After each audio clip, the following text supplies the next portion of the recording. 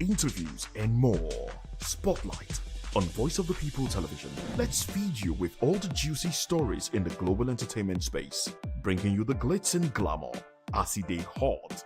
Stay tuned to Spotlight, 1 p.m. Monday to Friday. Spotlight on VOP TV.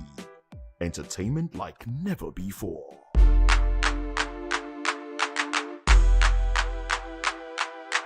Behind every broken desk lies a broken promise. Education shapes the nations. But who is asking the right questions? Introducing Edu Dialogue, the show that goes beyond the surface, exposes the cracks, the corruption, and the silence in Nigeria's education system. Edu Dialogue, Saturdays, 3 p.m., only on VOP TV. We break the biggest stories, from missing funds to policy failures. We ask the tough questions and demand real answers. Edu Dialogue, this Saturday, 3 p.m. on Voice of the People Television. Welcome to the locker room, the home of football talk that matters. I am Jerry Apelon. Join us every weekday, Monday to Friday at 5 p.m. Nigerian time, as we share the hot takes and hot debates in the exciting world of football. And joining me are the usual suspects, Ikechukwu and Mayowa, as we break down all the hot takes and everything that's happening in the football. Don't just watch football, live it with us. Catch us on the locker room and Voice of the People Television at 5 p.m. Nigerian time. And like I always say, if not 20 minutes off, please just go. And it's Hakim Ziyech, who puts the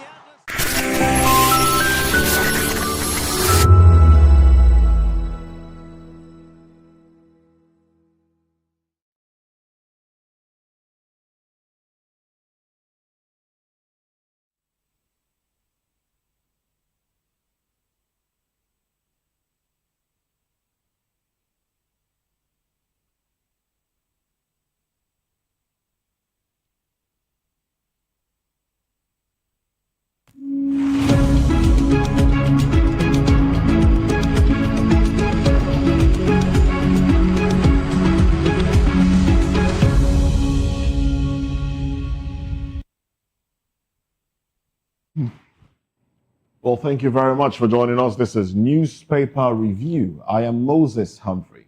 And I am Chukwuma Okoro. Thanks for joining us again.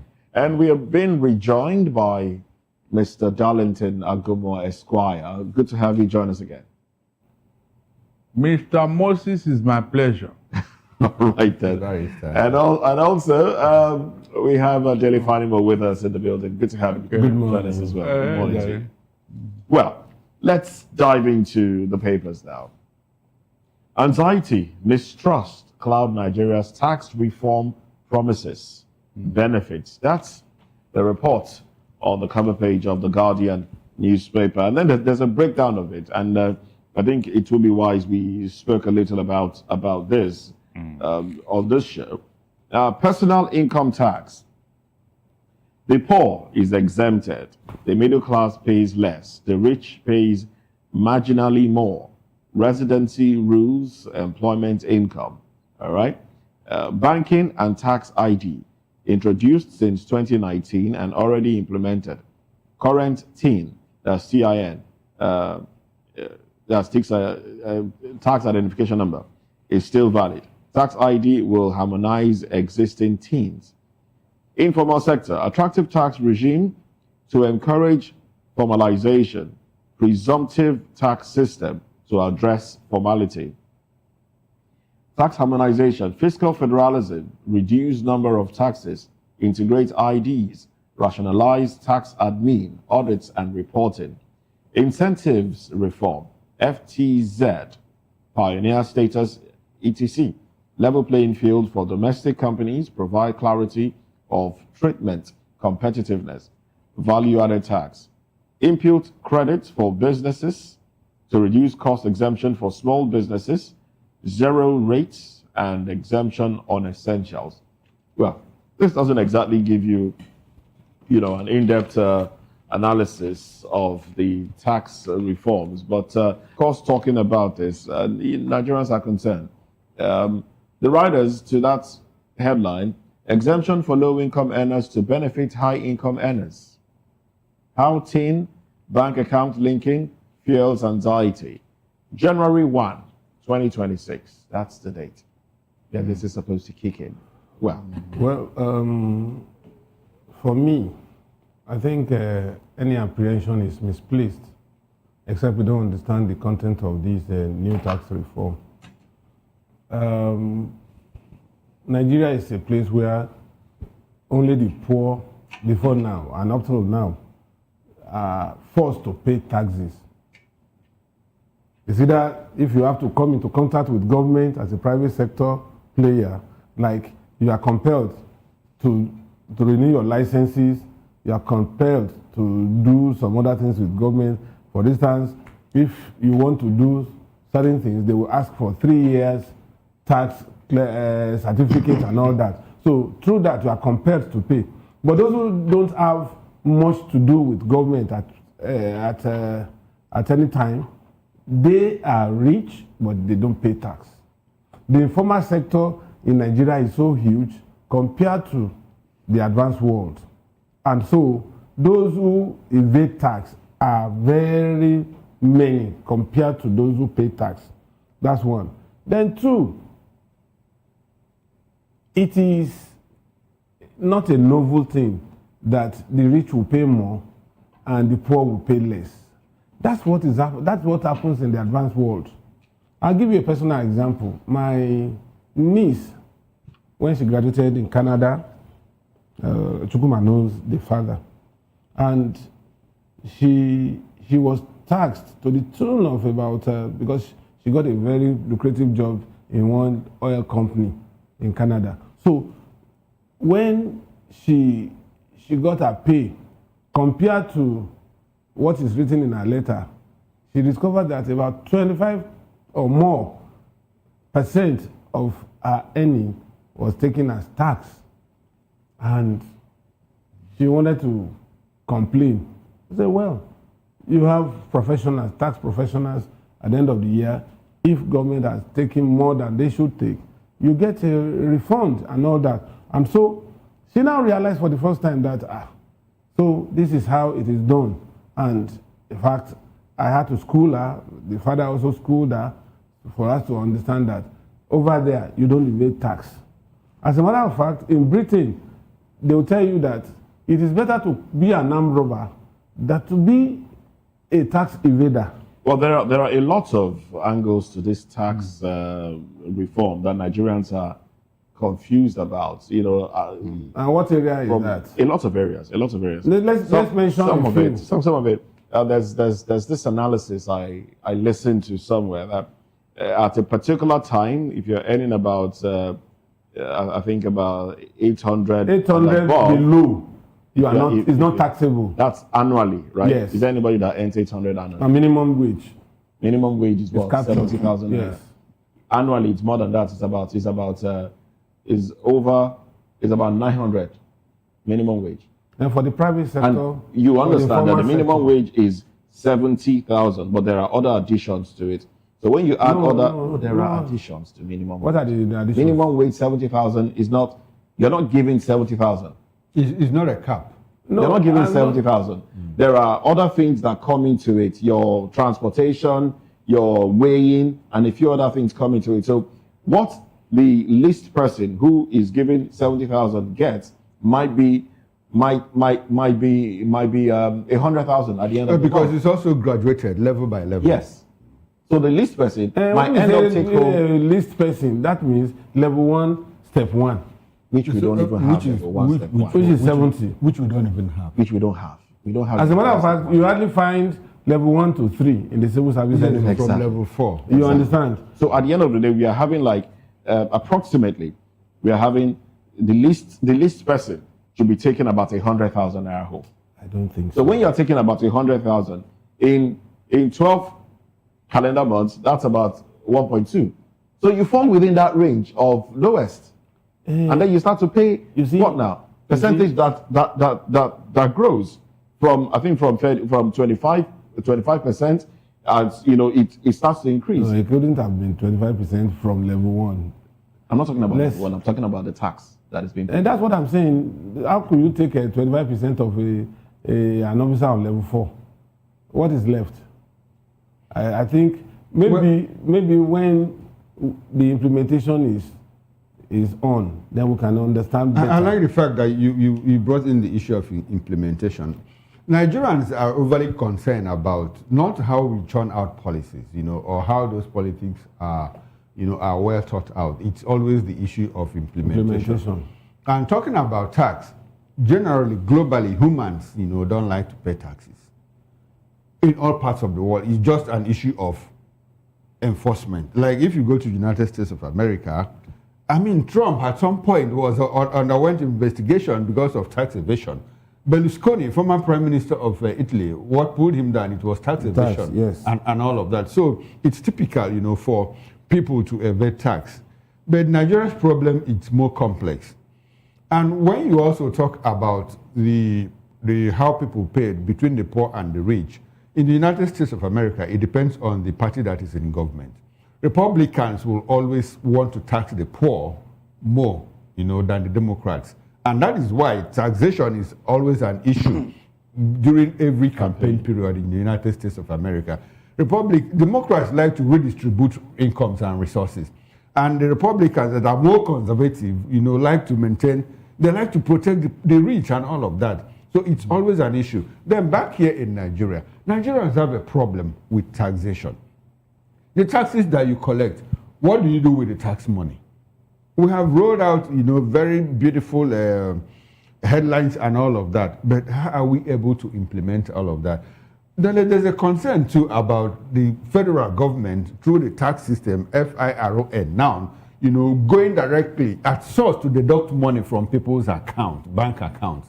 If they feel that you are making a lot of money and that you are not paying taxes, the new reform policy empowers them to deduct at source from your account. Is there. So that is an issue. It's a lot of concern for people, especially when it has to do with multiple taxation. I have a tax ID, so I pay my taxes. A lot of people have their tax IDs, but they don't pay. So how is FIRON able to harmonize all of that and ensure they tax appropriate people? Now, back to the issue of what do we do with the tax money. It is a lot of concern for Nigerians. Are we going to collect the taxes to feed the rich as we have normally done, especially people in government? People collect taxes from poor people, low-end people, and now use it to fly jets and all of that. That is the concern that Nigerians have. When we have a situation where people put their hands, into the public purse, walk away with money, and at the end of the day, there are no consequences. The average Nigerian will be bothered. You and I will pass through the international airport road, and at some point, you see craters on that particular road. And yet there's a toll. And there's a toll there every day for the past 20, 25 years that I've used that road. Nigerians' concerns are not misplaced. Okay. On that note. Because if I have to pay tax, in advanced countries, you know that to bring down the rate of crime, you do social security. If somebody knows that at the end of the day, even if he doesn't have a job, he can still eat round meal. It may not be square. At least he's comfortable to the extent that he would not want to engage in criminality. But here in Nigeria, there is no safety net for the poor. Nobody goes to anywhere to pick little for survivor. Now, when the government even provides that safety net, like in the they give to party stalwarts. They give to, and no, not even to party. Okay, they also give to party stalwarts. Because we also see people in government, a minister, 2 ministers in that humanitarian ministry are undergoing investigation currently. Yeah, that's what I'm billions saying. Of naira. They give to their cronies and they give to the party stalwarts. For instance, there was a time somebody called me and said I should provide my account details and some other things. I said, for what? He said, the palliative that government promised, that they have shared it among senators and House of Rep members.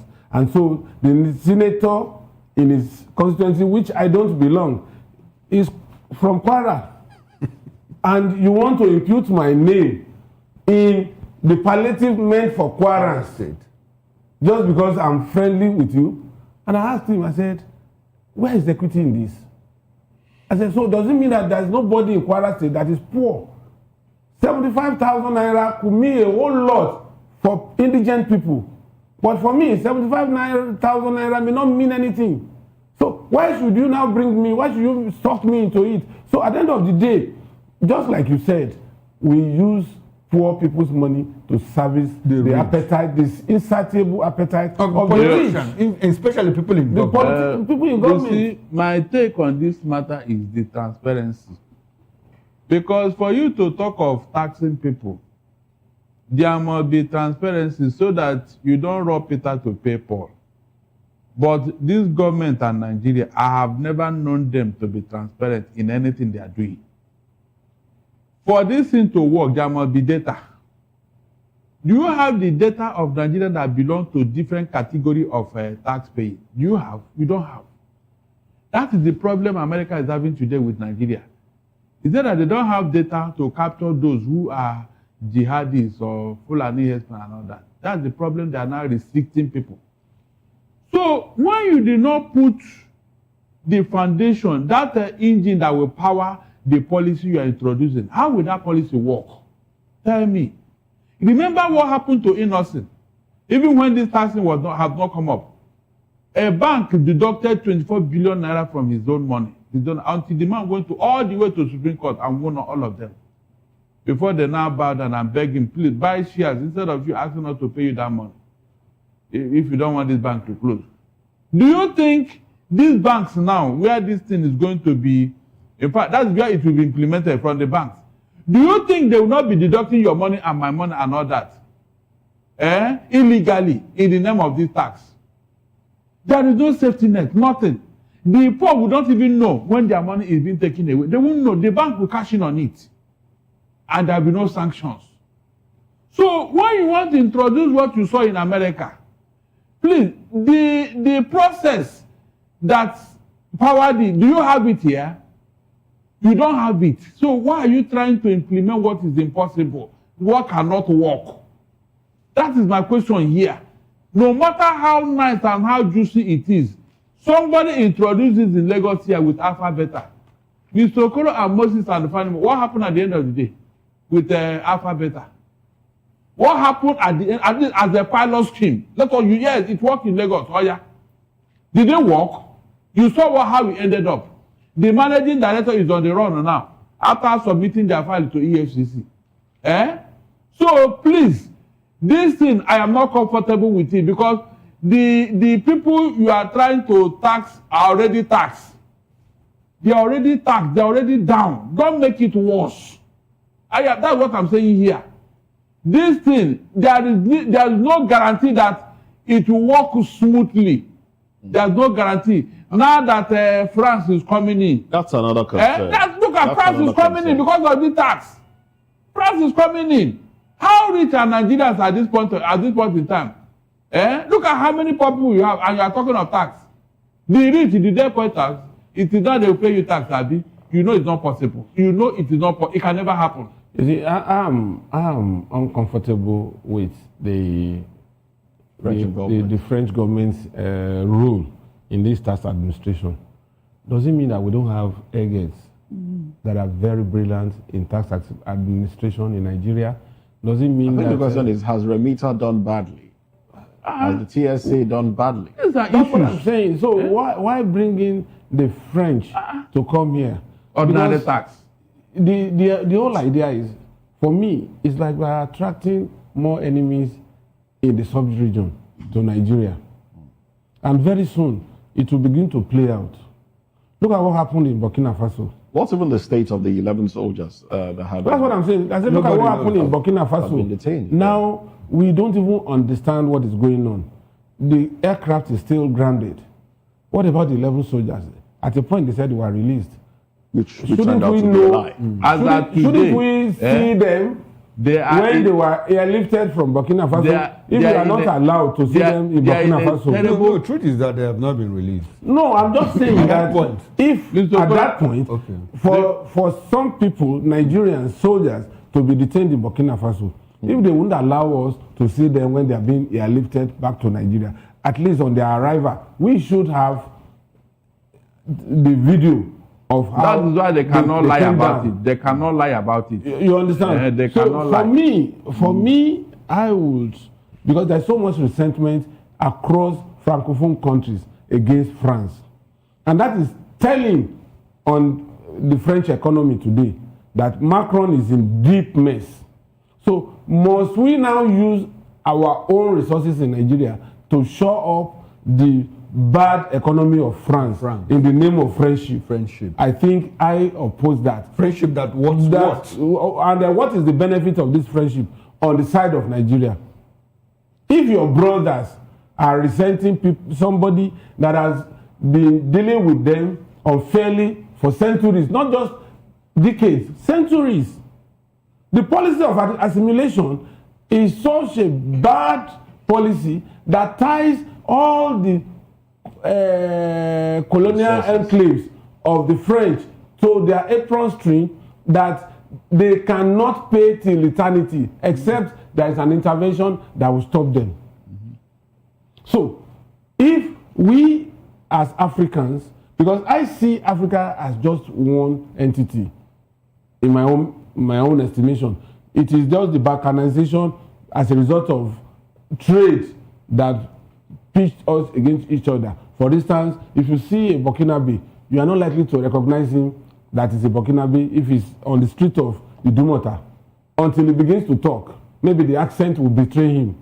And a Ghanaian is not different from a Nigerian, you know, at least for the optics, you know. So what we are saying here is, if our brothers are crying that we want to sever our umbilical cord from France, why are we embracing them? That's my worry. All right. Then to make matters worse, this tax thing, Bayo Onanuga said that it is a technical know-how that you don't have. Are you serious? Technical what? What is that thing about this time that France is coming to teach Nigerians? What is that thing? Technical know-how. When Dangote started the refinery, Moses, this man sent 50 Nigerians to go and learn oil and gas law. 50 of them, train them in the best institution abroad to power his refinery. So, you mean since they started the taxing, they cannot send Nigerians somewhere to go and learn about whatever technical know-how. They can't send them a bit. It has to be here. So, if you are trying to manipulate the election in 2027 by using France, it will not work because America, Donald Trump tried it with Russia during his first coming. Remember that Russia got involved in American election, and at the end of the day, there was a probe. Remember, that was what happened. Yes, it was manipulated.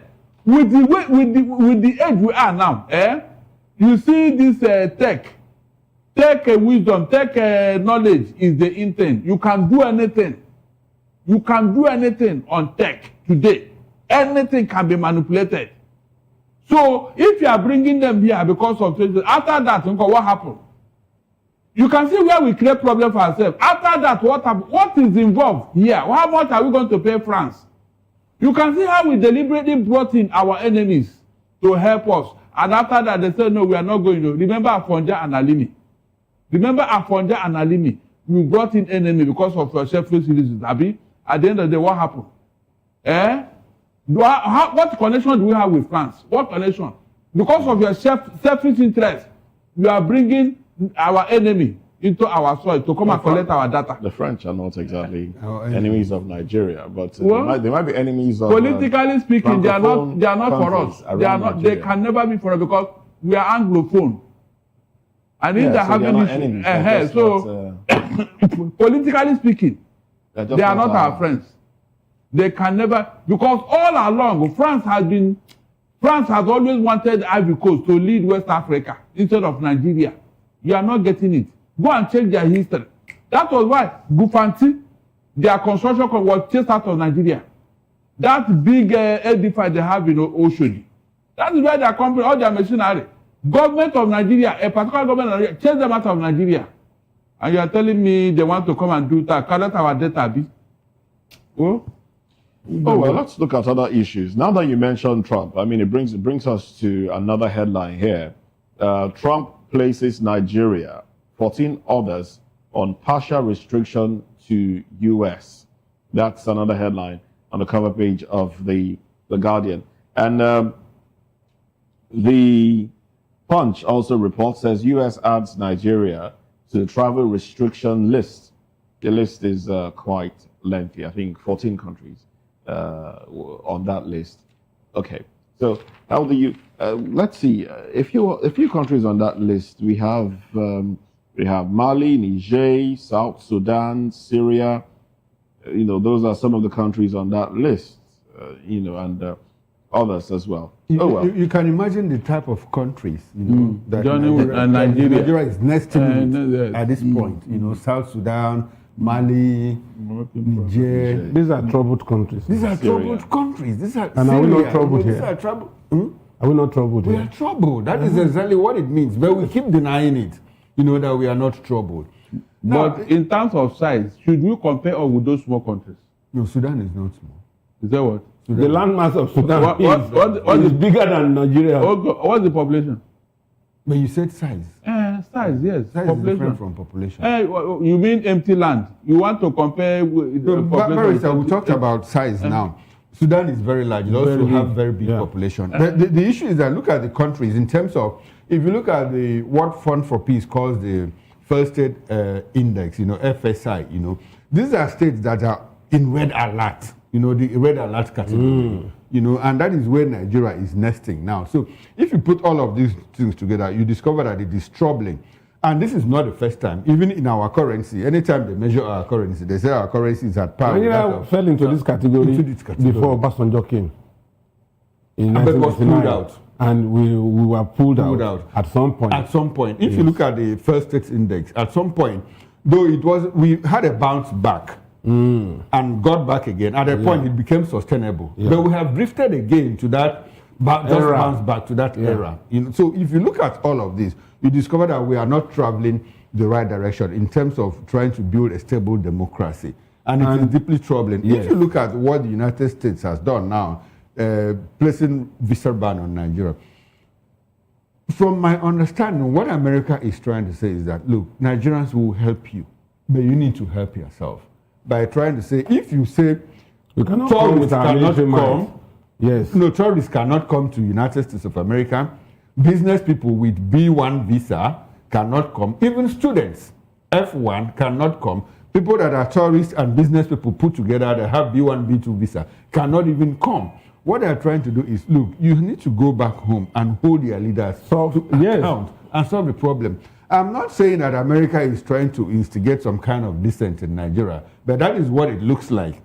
If they push you, to go and hold your leaders to account, it might just create some form of, now we cannot travel again. So what do we do as a people? They are trying to rouse the middle class, into action. That is what I think. Another thing again is that anywhere terrorism thrives in the whole world, America becomes a red flag for America. Is a red flag because for part America. of the reasons they said is that they cannot even vet our citizens. That's what I'm saying. Because you have people who come into Nigeria, acquire our citizenship, but they are not truly Nigerians. But can you blame America? After what Hitler Nobody is blaming them. They don't want another Hitler. Terrorist attack is enough red flag for any country that abhors terrorism, for America to just allow an unrestricted influx of its citizens. The only thing that identified him as Nigeria was that passport. Yeah. At that point, for the past 8 months, he hadn't been to Nigeria. He actually took off in Ghana,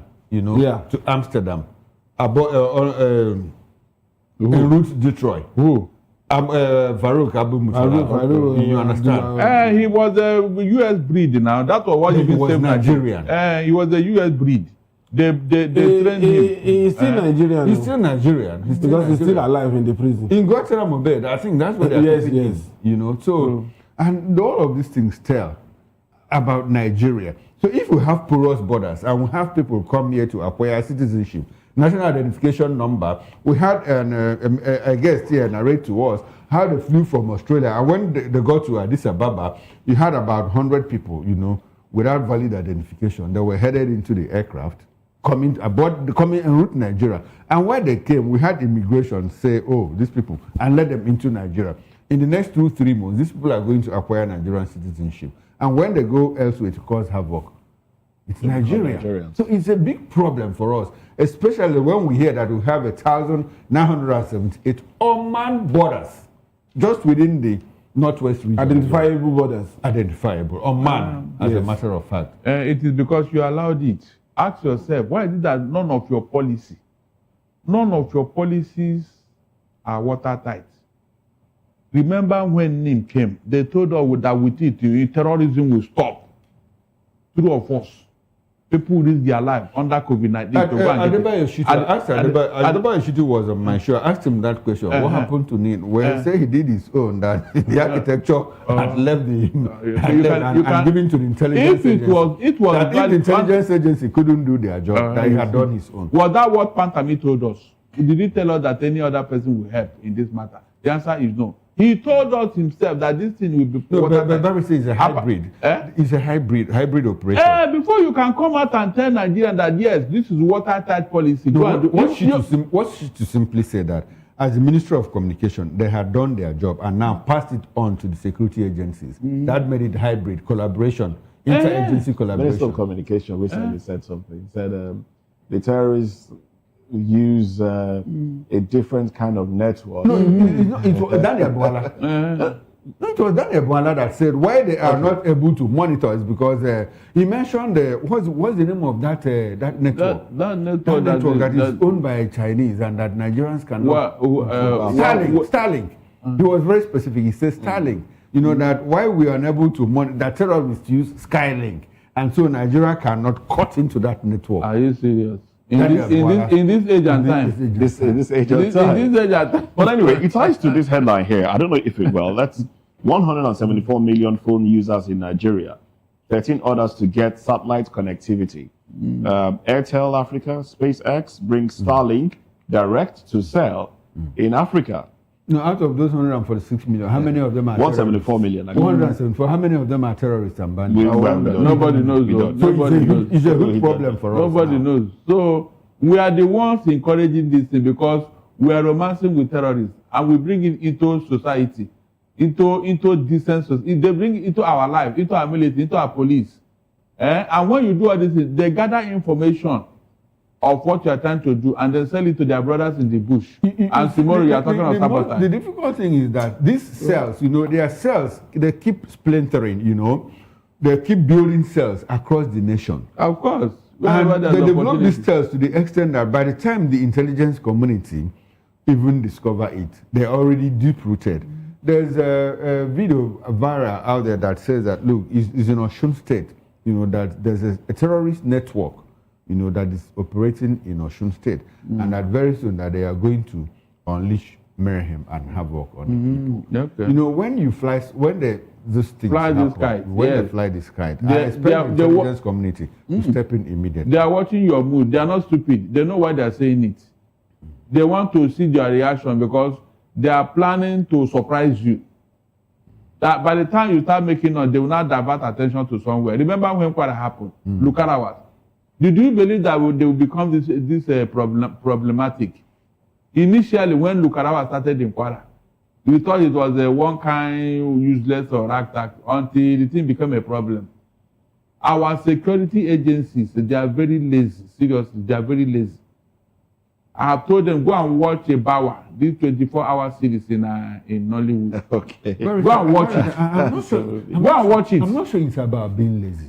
It's about, they have accurate information. Because when they want to bust crime, they do it exceedingly well. It's about the willingness. It's about the willingness. They have this info. They have this intelligence. Look at what we discussed this morning. What are they doing? Now we saw people, Mieti Allah, cattle rearers, employed on a security security design by the giving guns and goggles and all of that. To what extent? To what end? So it's just an issue of willingness, intentionality to solve the problem. Is that not laziness? When you employ such people in such a sensitive security position, in the name of I don't know what you are trying to do. You know that they have always run away with our gun, with our vehicle, with our material. And you keep doing the same thing. How will you get a different so is that not laziness? You don't know what to do. Barrister, it's not laziness. They don't know what to do. It's not laziness because when it's insanity, actually. It's insanity. It's not laziness. When these people go outside, they perform very well. So even locally, you have heard where former commissioners of police, military generals are kidnapped. And all of a sudden, they swoop into action and they are rescued. They have intelligence, but the problem is, what do they do with this intelligence? So it brings us to the issue of complicity. We always have a problem where we have even governors, highly placed people in government, telling us, look, we know the people, government is involved, politicians are involved. We had a governor said, members of the House of Representatives in my state are the ones responsible for the problem, the insecurity in my state. And at the end of the day, it ends there, no consequences. The question now is, how can somebody or a government that is doing this romance with terrorists now cooperate with America? Tell me how. Do you think anything will come out of it? I said the US government, they have been compromised. So probably that is why America is taking another track. They have been compromised. If not, these people are not ready to reveal or give up these terrorists. I don't know what the covenant they have together. The government don't want to give them up. That's why they are shading and protecting them. I'm not joking. If not, any essay of poor people, any essay, and supporting the terrorists to go and do what? Look at that contradiction. Any essay, if it is a state governor or whatever, it's okay. But you are the chief security officer, and you are not romancing with terrorists. I think the National Security Advisor has done enough to leave that position. I'm telling you, because initially he came to tell us that look, that arms, and ammunition used by these bandits. So the majority of them are from Nigerian army. Armory. What they bought for them, they are selling it to the terrorists. And the man is still in that position. I'm telling you. And look at this one again, trying to embed Mieti Ala cattle rearers, who are known terrorists. This association has been designated as one of the worst terrorist organizations in the whole world by an international rating agency. And yet we are collaborating with them and fighting insecurity. Giving them weapons. Without any explanation as to the reason for what you are doing. I mean, when you explain to me, I say, okay, yeah, it makes sense. So nothing. They don't take action without thinking of the implication. Later they will come and blame you and I. They will come and blame us. The summary of all of this is the fact that you know that it is not the laziness of these people in the battlefront. No, it's not.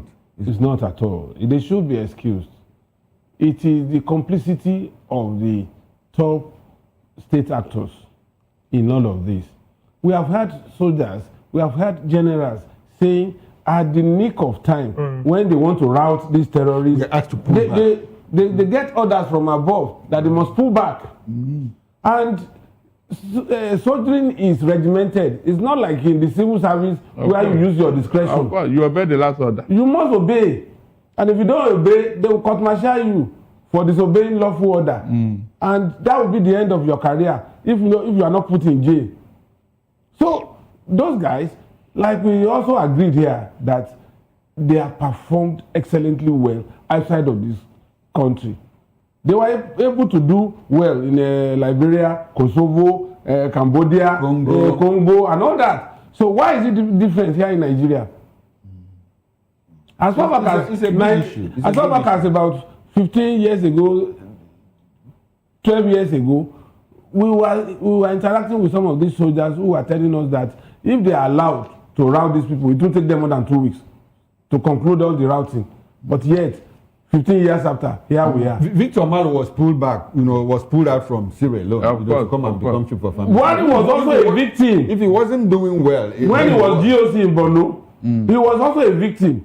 At some point, and Dogon at some point, Shagari told him to pull back, but he refused order and chased these people up to Niger, the religious rioters.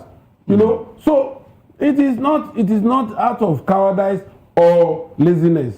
It is just the people that pull the strings. In fact, we have lost our military, seriously. We are let's I remember Agu Hiroshi in Congo.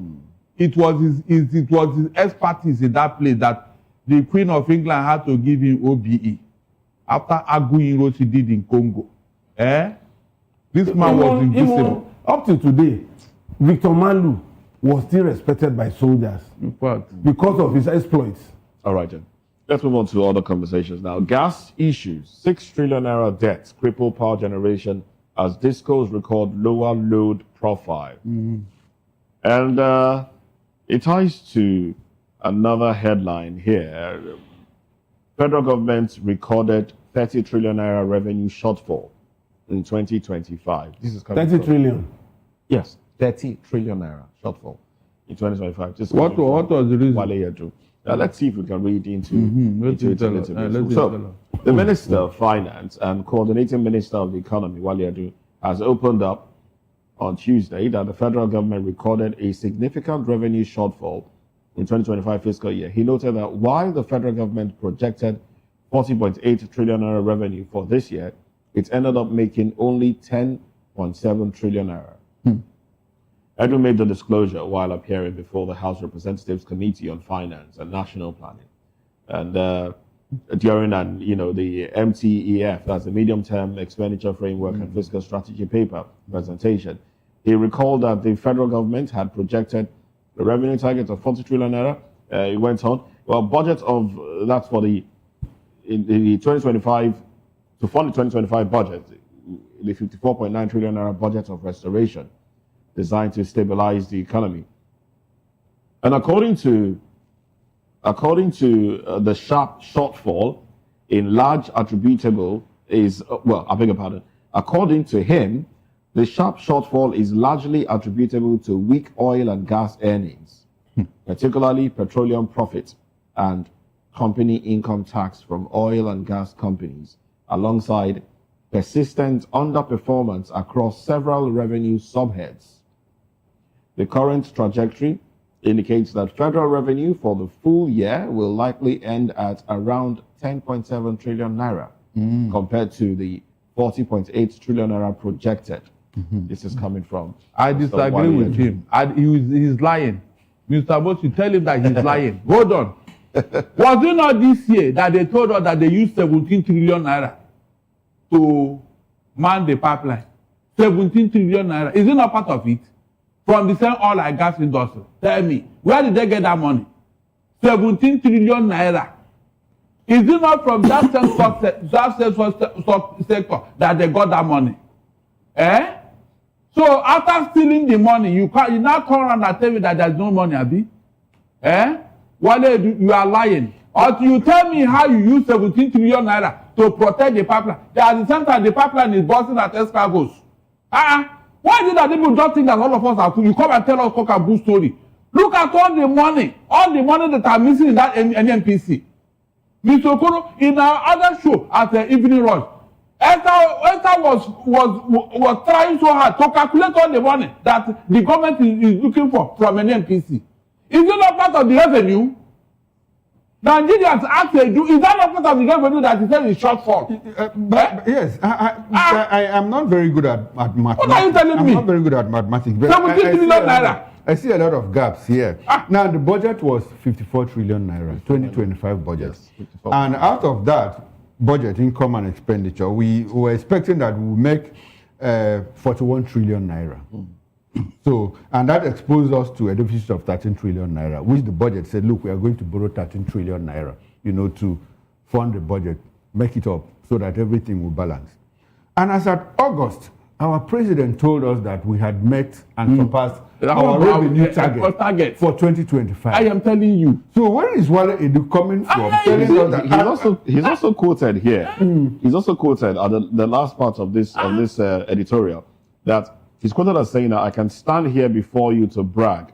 Nigeria is not borrowing. We have met our revenue target for the year. No, so that's what I don't understand. Is it that I don't understand simple economics or that I don't understand mathematics? So where is the shortfall now? Where is it from? That's what I tell. And the shortfall is 31 trillion naira. Yes. Mind you. What is the old budget? 54 trillion. 54 trillion. 54.9. Is it 54.9. Yes. 54.9. And you made us Now, 10 trillion. trillion. 30. That's about 60% or more of the expected revenue and expenditure for the year. So where is the place of the customs, the FIRS overshooting their target? So this MPA. That's what I'm saying. No, these are not just the president boldly said. I heard him. I know that they told him that we had met and surpassed our. And the minister has even reiterated. And the minister was specific where the shortfall is coming from, which is why I said that he's lying. He said it's from oil and gas, oil and gas. Yeah, because and in the same that's a sector, major source of income. from the same sector, we are losing so much. Maybe I may not be right. You're trying to help Yes, them. I'm trying to look at it critically. Maybe the futuristic trading of our oil for loan during Buhari's era could be part of the shortfall he's talking about. Because I'm not saying he's just hazarding a guess. I'm just hazarding a guess because don't guess for him. No, Barrister, let him land. Don't give him soft landing. Don't give him soft landing. No, why should I? We're talking about tomorrow he will answer on it. Nobody mentioned Buhari or the futuristic whatever. He's very specific. Barrister, hold on. Allow Billy to have his opinion. I don't want to hold on here. Let him go and get that. Barrister, you just have to hold on. You have to hold on. You're a guest on the show. This is a conversation. It's okay. What I'm saying is that I know that maybe up until 2031, almost 27% of our crude oil extraction in Nigeria have been traded. Maybe that is what is capturing. I am not in the know in the books of government. Just postulating. I'm just postulating that maybe that is what is calling. But on the other side, if the president had said we have surpassed our target, then we shouldn't be talking about that huge shortfall. Except if we now translate what is going to these major oil marketers that had offered international oil companies that had offered crude for loan. They are now taking it back and is now considering that. Well, maybe if we read into the story to the end, maybe we would understand where this short. That's the end. It's very difficult to explain. In fact, when they tell all these things, I don't know whether they think that Nigerians are fools. You told the National Assembly when they invited you, come and explain the 210 trillion naira that we are looking for. And you said that 17 trillion was used to protect the pipeline in 1 year. How does that add up, please? 17 trillion naira. So you have such a money, and you are using to protect the pipeline. Meanwhile, you are telling us that there is shortfall. How can that be? Tell me how. And in all of this, our external borrowings keep ballooning. I mean, it doesn't add up. It doesn't. It doesn't. The man must explain more. Who is the person that got the contract to man the pipeline with 17 trillion? We know those who got those ones. Those are the people that will take a front page of daily newspaper to congratulate somebody. On his yes. Now that Escravos is busting, are you still protecting the pipeline? When they want to deceive everybody, they will look up something to add up. They go cook up figures and say, yeah, this is how we spend the money. 200, he could not even account for that money. He didn't tell us. Up to today, nobody has come back specifically. 210 trillion naira is a period of, it's a 10-year period. Hold on, you have started again. Whether it's for 200 years, before I remember that the money is missing. Wale, finance minister, let's go and find out what happened now. The government is a continuum. Yes, it's a continuum. EFCC is looking into that. EFCC what? Yes. This one, the National Assembly have been calling them to come and explain. NMPCL is doing the National Assembly limitation. We're running out of time. We're running out of time. So you are wasted the money and you're telling me that there's a shortfall. Headlines, and then we may react or not. It all depends. Well, FG to acquire 24 fighter jets for 1.2 billion euro. Petrol battlefield. You're shaking your head. Yeah. In disbelief. Let's talk. Let's go. What happened to Tukana? About this what happened to acquisition of another round of jets? What happened to Tukana jets? Tukano jets that were given to us by America. We don't know how to use it. We need to. We don't know how to use it. Why would you buy a car that you cannot drive? And you didn't call experts to help you drive. No. So where will you buy a car? It is this one from Italy that we know how to use now. What about the drones? Sam Amade, Dr. Sam Amade, very senior lawyer, told us that Nigeria was. And you know, Sam, but the position he occupied in NERC, he wouldn't just say something that he's not sure of. He said that a drone is valued at $5 million. But the body for Nigeria was buying it for $150 million. Yes. This is what happened. Yes, he said it. Yes. Maybe it's a specialized drone. I agree. Very specialized. Oh my God. Because if you buy a Camry and there's another Camry that they say limited edition. It's not the same price. It shouldn't be the same price. So, and you know what? We are even telling these bandits, terrorists, that look, we are about to acquire more. The other time we said we bought drones. And they started fired drones. They fired drones. They gave us 2 days and they started using them. They told, just to tell that we at home here. We are at home here, yes. So this whole numbo jumbo of fighting insecurity, and we are always doing media trial. Nigeria is Fuji house of commotion. It has surpassed that. These are the headlines. Petrol Battlefield ICPC plans NMDPRA boss probe after Dangote petition. Yeah. That's still brewing. The guy has even come up to say it is a family money and it's a personal savings and all that. As a civil servant. We will trace the account. We will trace the account. At the civil servant where you pay $5 million for children's school. You think they don't know what they are doing? They won't cover their tracks. The one under our nose here, Yaya Bello, that paid for the children that have not been born in his family. No, at least that money was returned. That is evidence. Yaya Bello was a governor. He was controlling budget. Now this one is. Controlling budget. Is it your money? Is it your money that you are controlling the budget and the state? Is it your money? That is the question. Nobody is exonerating you. We are looking at how did they achieve all this?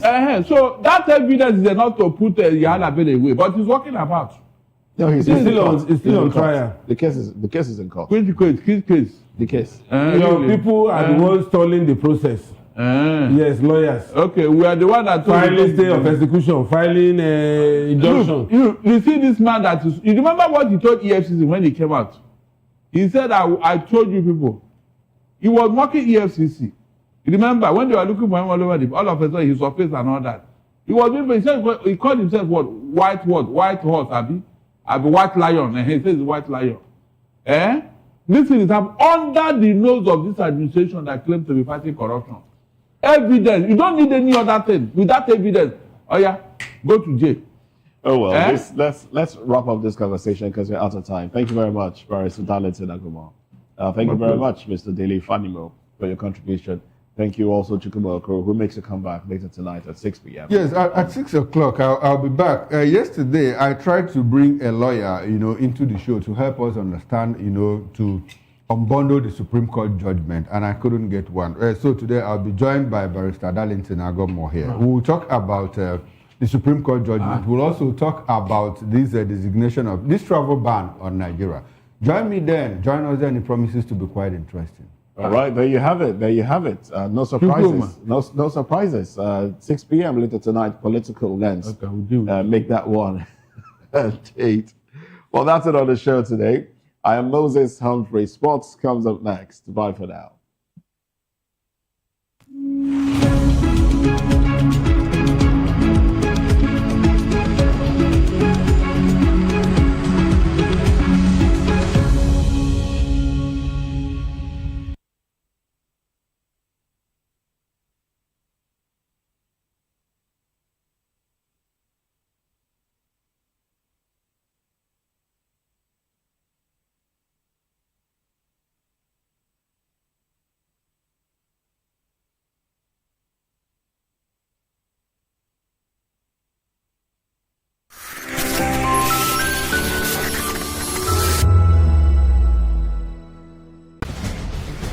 Join us as we drive into the world of politics through insightful interviews with prominent political figures, both serving and former governors, ministers, senators, legislators, party chieftains, activists, and analysts. Get first-hand information into the decision-making processes that affect our daily lives. Highly engaging one-hour program that brings political discourse into focus. I am Chukwuma Okoro. Political Lens, Monday through Friday, 6 to 7 p.m. Join us.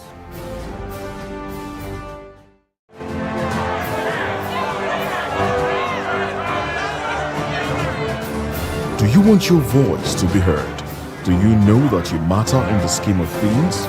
The People's Voice, the show where ordinary citizens take center stage as we discuss the biggest stories that affect you and I. With you in mind, we facilitate lively discussions, debates, and interviews on the topics that matter most to you and I, from social justice to economic empowerment, education to healthcare, governance, and more, tackling tough topics and amplifying your voice. Join the conversation and make your voice count. The People's Voice. Make your voice count. In a world where power shifts with every headlines, news breaks and events happens, we bring you unbiased and explicit information on politics, economy, and state of the nation. We break down the chaos. Facts, not fluff. Truth, not spin. We discuss not just politics, but a glimpse into the future. Voice of the People Television. Now you have more than a voice. To know the happenings in the maritime sector, join us on the program Maritime Frontiers on VOP TV as we discuss key areas in the maritime sector from aquaculture, maritime transportation, maritime labor regulation, oil and gas exploration, ferry and passenger insurance, marine pollution and prevention, port operations, and lots more. Maritime Frontiers, exploring Nigeria's blue economy.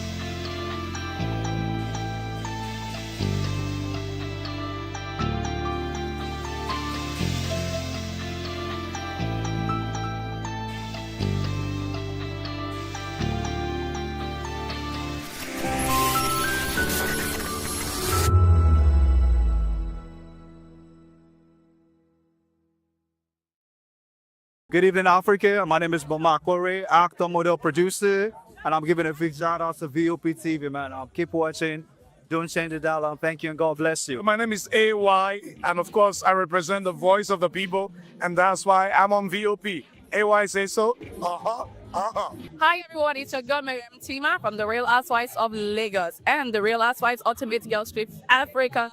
Shout out to VOP, the voice of the people. You already know. Stay tuned, keep watching. And don't forget, VOP is the best. All right, hello, it's a boy, but I'm shaking the man, fine back with Melanie Poppy Black Skin Boy. This is VOP.